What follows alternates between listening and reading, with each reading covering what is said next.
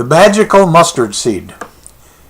There is an old Chinese tale about a woman whose only son died.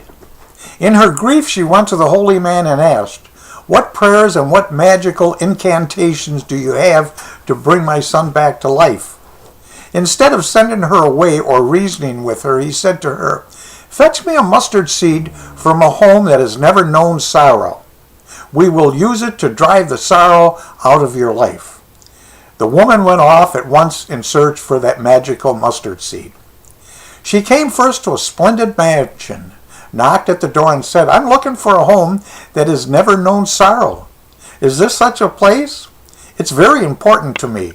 They told her, "You certainly came to the wrong place," and began to describe all the tragic things that recently had befallen them.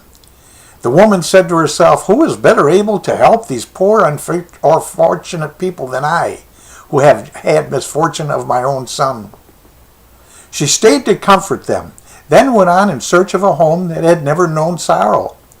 But wherever she turned, in hotels and in other places, she found one tale after another of sadness and misfortune. The woman became so involved in helping others cope with their sorrows that she eventually let go of her own. She would later come to understand that it was the quest to find the magical mustard seed that drove away her suffering. Don't equate making mistakes with being a mistake. There's no such thing as a successful person who has not failed, made mistakes. That are successful people who made mistakes to change their lives of performance in response to them, and so got it right the next time. They viewed mistakes as warnings rather than signs of hopelessness and inadequacies. Never making a mistake means never living the life to the full. It is a voice that is telling you you will, only can do, accomplish, or reach very little, or even worse, simply nothing. Thoughts create or magnetize our personalities and attitudes. Dominating thoughts will eventually reproduce themselves in outward physical actions and gradually transform them into basically physical realities.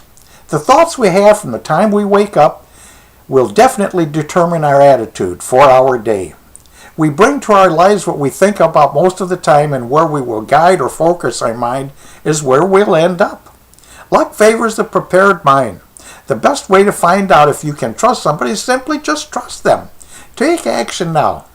If you're ready to increase your income, work from home to be with your family, pay off all your bills and travel, and provide more for you and your family, click the image below.